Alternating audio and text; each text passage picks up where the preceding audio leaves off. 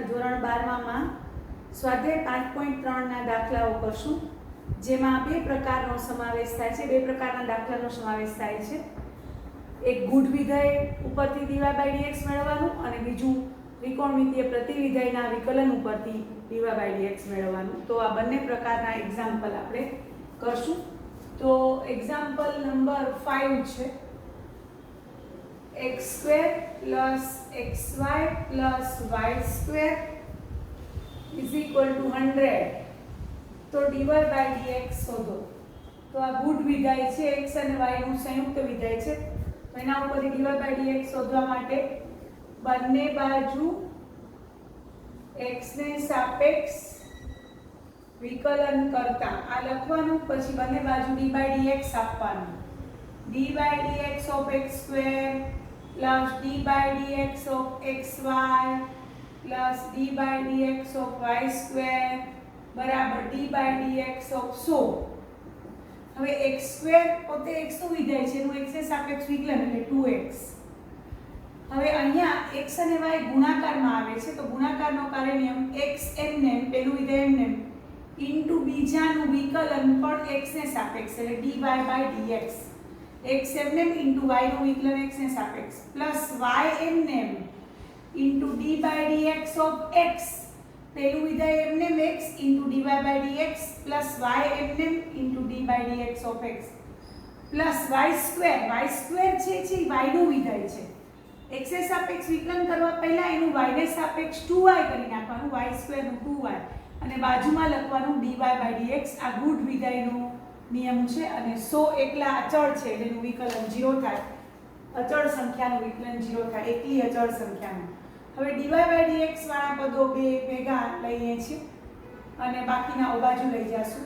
તો dy/dx વાળા બે પદો ભેગા લઈ એમાંથી dy/dx કોમન કાઢી અને આપણે dy/dx અને આ dx/dx એટલે 1 થશે એટલે y માઈનસ y થશે, ઈ આમ જશે એટલે માઈનસ y થશે, અહીંયા y થશે, dx/dx 1 થશે. તો dy/dx બરાબર તમારી પાસે આવ્યા minus of 2x + y upon x + 2y. તો તમને ગુઢ વિધેયમાં ખાસ યાદ રાખવાનું છે કે x નું વિધેય હોય તો x ને સાપેક્ષ વિકલન ડાયરેક્ટ કરી શકાય, પણ y નું વિધેય હોય તો એમાં y ને સાપેક્ષ પેલા વિકલન કરીને ઇન્ટુ dy/dx લખવાનું, ભૂલવાનું નહીં. તો એક્ઝામ્પલ નંબર આપણે હવે 7 ગણીએ છીએ. Example number 7.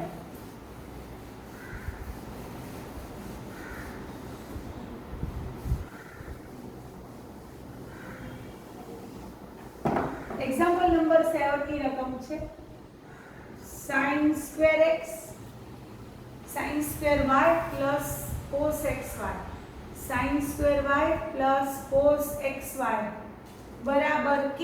તો dy/dx શોધો. જે x અને y નું સંયુક્ત વિધેય છે, ગુઢ વિધેય છે, તો બંને બાજુ x ને સાપેક્ષ વિકલન કરતા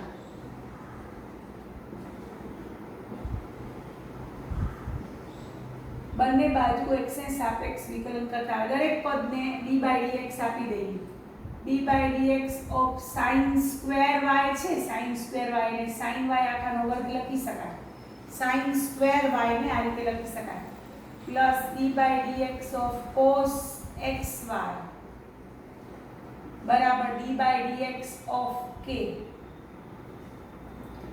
હવે આ sin y આખાનો વર્ગ ઈ y નું વિધેય છે, તો એનું પહેલા y ને સાપેક્ષ વિકલન કરી અને પછી ઇન્ટુ dy/dx લખવાનું. તો sin y આખાનો વર્ગ છે તો એનું 2 sin y થશે અને sin y નું પાછું વિકલન સાંકળ નિયમને આધારે લખવાનું. sin y whole square y નું વિધેય છે, વિકલન x ને સાપેક્ષ કરવાનું છે, તો પહેલા y ના વિધેયનું y ને સાપેક્ષ વિકલન કરીએ.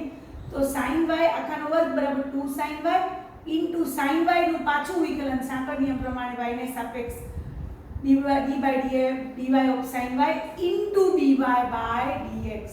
કારણ કે વિધેય y માં છે તો y ને સાપેક્ષ વિકલન કરી ઇન્ટુ dy/dx લખવાનું. એવી જ રીતે અહીંયા cos of xy છે એનું માઈનસ sin of xy કરી નાખવાનું, બાજુમાં લખવાનું dy/dx of xy સાંકળ નિયમને આધારે અને k નું 0, કારણ કે અચળ સંખ્યાનું વિકલન શું થાય? 0 થાય. હવે 2 sin y sin square y નું 2 sin y * sin y નું વિકલન cos y * dy by dx. આ ભૂલવાનું નથી, બધા ઘણા વિદ્યાર્થીઓ આ ભૂલી જાય છે. sin y હોલ સ્ક્વેર નું 2 sin y કરી નાખે, પછી * dy by dx લખી નાખે. 2 sin y * sin y નું પાછું cos y થશે અને * dy by dx. પછી માઈનસ sin xy એમને, હવે d by dx of xy ગુણાકારના કારણે નિયમથી x એમને y નું dy by dx plus y એમને x નું x ને સાપેક્ષ 1 બરાબર 0. હવે dy by dx વાળા પદો એક બાજુ અને dy by dx વગરના બીજી બાજુ ગોઠવણ કરશું. પહેલા આ 2 sin y cos y એટલે sin 2y છે * dy by dx minus x sin xy minus x sin xy * dy by dx છે અને minus y sin xy બરાબર 0. એને ગુણવાનું, માઈનસ sin xy વડે અંદર કૌંસમાં બંને પદને ગુણ્યા. હવે dy by dx વાળા પદો એક બાજુ લઈ અને એમાંથી dy by dx સામાન્ય કાઢી લઈએ અને dy by dx વગરનું બીજી બાજુ એટલે કે માઈનસ y sin xy ઓ બાજુ જાય એટલે પ્લસ y sin xy થાય. હવે dy by dx ને સૂત્ર કરતા બનાવીએ તો dy by dx બરાબર y sin xy by sin 2y minus x sin xy. તો આ dy by dx આપણે મળ્યો. તો આ ગુણ વિધેયનું વિકલન આ રીતે કરી શકાય છે. તો આપણે એક્ઝામ્પલ નંબર 7 જોયો. હવે આપણે એક્ઝામ્પલ નંબર 8 કરીએ છીએ. Example number 8.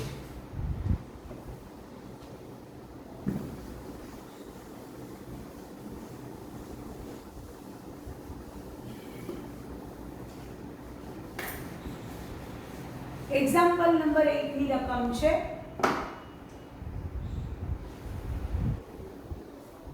sin square x plus cos square y is equal to 1. sin square x plus cos square y is equal to 1. તો dy by dx શોધો. તો તમારે શું કરવાનું? અહીં બંને બાજુ x ને સાપેક્ષ વિકલન કરતા પેલું વાક્ય લખવાનું, પછી d by dx દરેક પદને આપવાનું, d by dx દરેક પદને આપવાનું. તો આ રીતે d by dx of sin square x plus d by dx of cos square y is equal to d by dx of 1. હવે sin square x છે એટલે sin x આખાનો વર્ગ કહેવાય. તો sin square x નું x એ સાપેક્ષ જ વિકલન કરવાનું છે. વિધેય x માં છે, વિકલન પણ x એ સાપેક્ષ. તો 2 sin x અને sin x નું પાછું cos x ઈ ભૂલવાનું નહીં. sin square x નું 2 sin x into d by dx of sin x સાકળ નિયમને આધારે અને cos square y નું 2 cos y ઈ y ને સાપેક્ષ into d by dx of cos y ઈ પણ y ને સાપેક્ષ into dy by dx લખવાનું ભૂલવાનું નહીં. ખાસ યાદ રાખો, cos square y y નું વિધેય છે તો પહેલા એનું y ને સાપેક્ષ વિકલન કરશું. તો 2 cos y into y ને સાપેક્ષ cos y નું વિકલન into પાછું dy by dx, કારણ કે અંતે તો x ને સાપેક્ષ વિકલન કરવાનું છે અને 1 નું વિકલન જમણી બાજુ 0. હવે અહીંયા 2 sin x અને sin x નું વિકલન cos x થશે અને અહીંયા 2 cos y અને cos y નું વિકલન minus sin y થશે into dy by dx બરાબર 0. હવે આ sin 2x નું સૂત્ર છે, આ sin 2y અહીંયા મુકાશે બરાબર 0. એટલે dy by dx બરાબર તમારી પાસે આવશે sin 2x by sin 2y. તો આ આન્સર છે dy by dx. ગુણ વિધેયનો એક્ઝામ્પલ આપણે કર્યો. હવે આપણે ગુણ વિધેયના એક્ઝામ્પલ, બાકીના એક્ઝામ્પલ તમે પ્રેક્ટિસમાં કરજો. હવે આપણે કરશું પ્રતિવિધેય આધારિત એક્ઝામ્પલ. ત્રિકોણમિતીય પ્રતિવિધેયના દાખલાઓ જે આપ્યા છે હવે એના એક્ઝામ્પલ આપણે કરશું. ગુડ વિધાયના બાકીના એક્ઝામ્પલ પ્રેક્ટિસમાં તમારે કરવાના રહેશે. હવે પ્રતિવિધાયનો એક્ઝામ્પલ નંબર 9 છે. ચેપ્ટર આપણું 5.3 ચાલે છે, એનો એક્ઝામ્પલ નંબર 9. હવે પ્રતિવિધાય આધારિત એના એક્ઝામ્પલ આપણે કરીએ છીએ. પ્રતિવિધાયના વિકલિત આધારિત sin inverse 2x upon 1 plus x square y આપ્યો છે. y બરાબર sin inverse 2x upon 1 plus x square. તો dy by dx શોધો. હવે તમે જો સૌથી પહેલા બધા વિદ્યાર્થીઓ જોશે કે આ પ્રતિવિધાયનું જે વિકલન કરવાનું છે આપણે, એમાં અહીંયા 2x upon 1 plus x square, તો તમને ત્રિકોણમિતિનું એક સૂત્ર યાદ આવે છે. તમે જો x ની જગ્યાએ અહીંયા tan થીટા મૂકો ને તો 2 tan theta upon 1 plus tan square theta એટલે ઈ sin 2 થીટા થાય. આપણે sin 2 થીટાનું tan થીટામાં નિરૂપણ તમને બધાને આ સૂત્ર મેં 11મા ધોરણમાં શીખવાડ્યું છે. sin 2 થીટા બરાબર 2 tan theta upon 1 plus tan square theta. તો આપણે અહીંયા x બરાબર tan થીટા મૂકીને આગળ એક્ઝામ્પલ કરશું. એક આ રીત છે. બીજી રીત છે તમે સાંકળ નિયમને આધારે પણ એક્ઝામ્પલ કરી શકો. હવે આ એક્ઝામ્પલ નંબર 9 માં ખાલી રકમ આપી છે, કોઈ બાજુમાં શરત આપી નથી, કંઈ પણ શરત આપી નથી પક્ષ સ્વરૂપે. તો આપણે સાંકળ નિયમથી પણ દાખલો કરી શકીએ. તો આપણે પહેલા આ દાખલો સાંકળ નિયમથી કરીએ છીએ. તો બધા જોશે ધ્યાનથી. સાંકળ નિયમથી કરવા માટે આપણે dy by dx લખશું.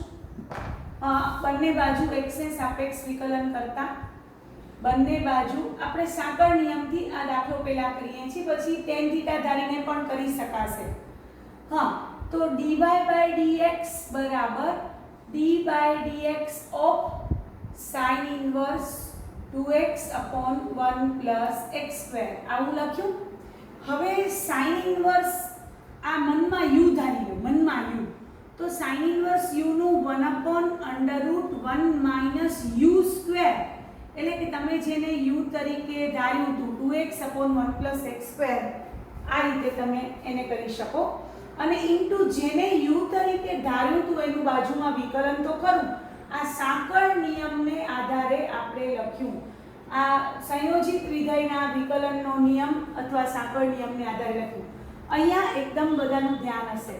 sin inverse 2x upon 1 plus x square છે, તો ત્યાં આપણે કાંઈ પણ શરત આપી નથી, તો આપણે એને મનમાં u ધારશું. તો sin ઇન્વર્સ u નું 1 upon under root 1 minus u square, કારણ કે sin ઇન્વર્સ x નું વિકલન છે 1 upon under root 1 minus x square, તો આને મનમાં u ધારી લો.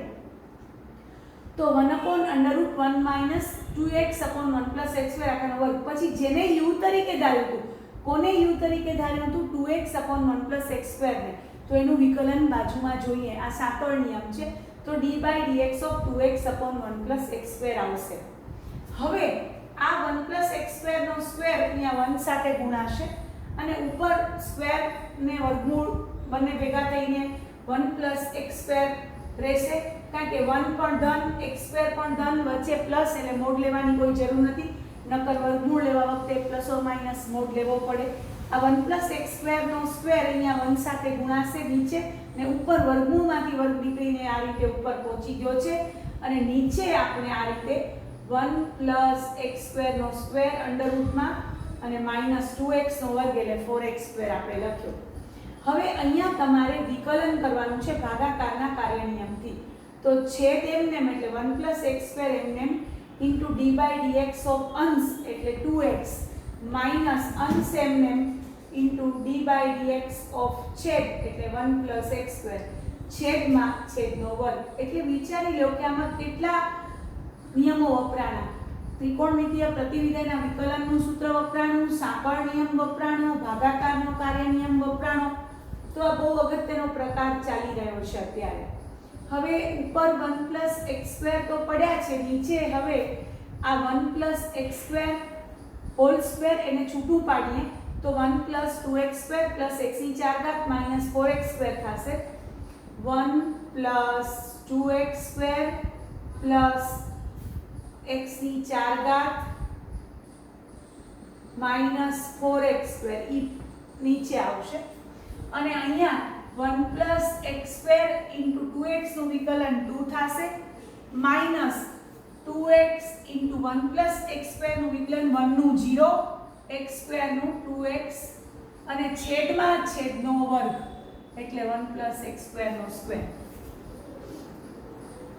હવે આ 1 પ્લસ એક્સ સ્ક્વેર એક એક કામ છોડી જશે એટલે અંશ બચ્યો 1 અહીંયા અને અહીંયા 2 plus 2x square minus 4x square બચ્યા અને નીચે √1 માઇનસ એક્સ સ્ક્વેર આખાનો વર્ગ બચ્યો કારણ કે -4x square plus 2x square એટલે -2x સ્ક્વેર મધ્ય પદ બનશે તો આનો વર્ગ બનશે અને 1 પ્લસ એક્સ સ્ક્વેર એક ઉડી ગયા હતા એટલે એક નીચે આ બચ્યો.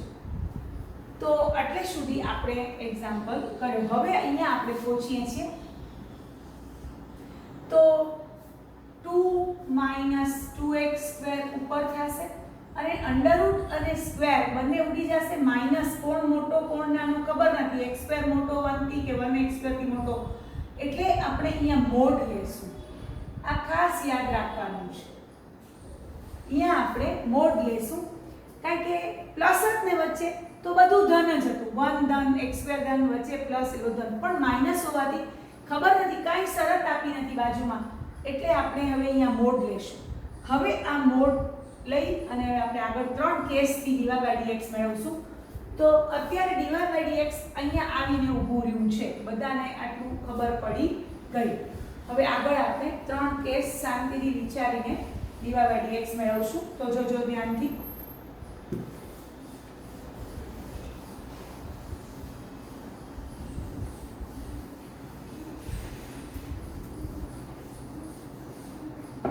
હવે મારો તમને ખબર છે કે બધાને મોડ માનાંક વિધાય આપણે ભણી ગયા છીએ.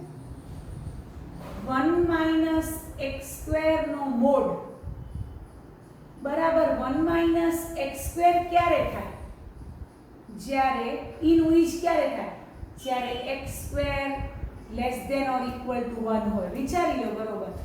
x સ્ક્વેર 1 કરતા નાની અથવા બરાબર સંખ્યા હશે ને નાની અથવા બરાબર હશે તો નેચરલી એનો વર્ગ છે એ 1 માંથી બાદ થાય તો એ ધન જ હશે કોઈ દી ઋણ નહીં હોય. એટલે 1 - x સ્ક્વેર નો મોડ બરાબર 1 - x સ્ક્વેર ક્યારે થાય? જ્યારે x square less than or equal to 1. એને આમ પણ લખી શકાય mod x less than or equal to 1 પણ લખી શકાય. એને આ રીતે લખી શકાય. આ આપણું dy/dx અહીંયા પડ્યું છે. હવે -1 - x સ્ક્વેર ક્યારે લખી શકાય? જ્યારે x સ્ક્વેર ગ્રેટર ધેન 1 1 થી મોટો હોય વર્ગ ત્યારે નેચરલી ઋણ આવે અને એનો મતલબ મોડ x ગ્રેટર ધેન 1 થાય. તો મારે કેસ 1 કેસ 2 અને કેસ 3 લેવા પડશે. હવે ધ્યાન mod x less than or equal to 1 હું જ્યારે લઈશ જો એટલે કે -1 less than or equal to x less than or equal to 1 એમાંથી હું ખાલી મોડ x લેસ ધેન 1 લઈશ ઇક્વલ ટુ વાળું પછી લઈશ કેસ 1 આ આવ્યું. હવે dy/dx વિચારો તો dy/dx તમને ખબર છે કે જ્યારે mod x less than or equal to 1 હોય ઇક્વલ ટુ પછી જોશું ખાલી લેસ ધેન 1 હોય ત્યારે મોડ 1 - x સ્ક્વેર ની જગ્યાએ શું મુકાય 1 - x સ્ક્વેર. તો ઉપર 2 * 1 - x સ્ક્વેર નીચે 1 - x સ્ક્વેર મોડ દૂર થઈ ગયા કારણ કે મોડ 1 - x સ્ક્વેર ની જગ્યાએ 1 - x સ્ક્વેર જ્યારે મોડ x લેસ ધેન 1 હોય ત્યારે.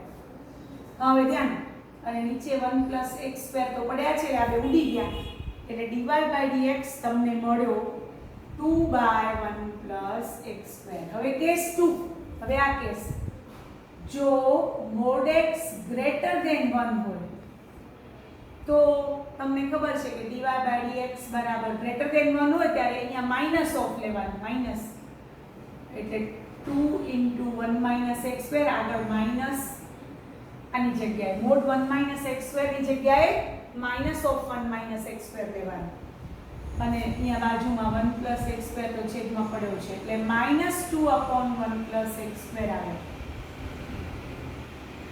અને કેસ 3 એમાં x = +or -1 કારણ કે એ જ બચી ગયા ને. જો આમાં mod x લેસ ધેન 1 આવ્યા, mod x ગ્રેટર ધેન 1 આવ્યા, ઇક્વલ ટુ વાળા બાકી રહી ગયા.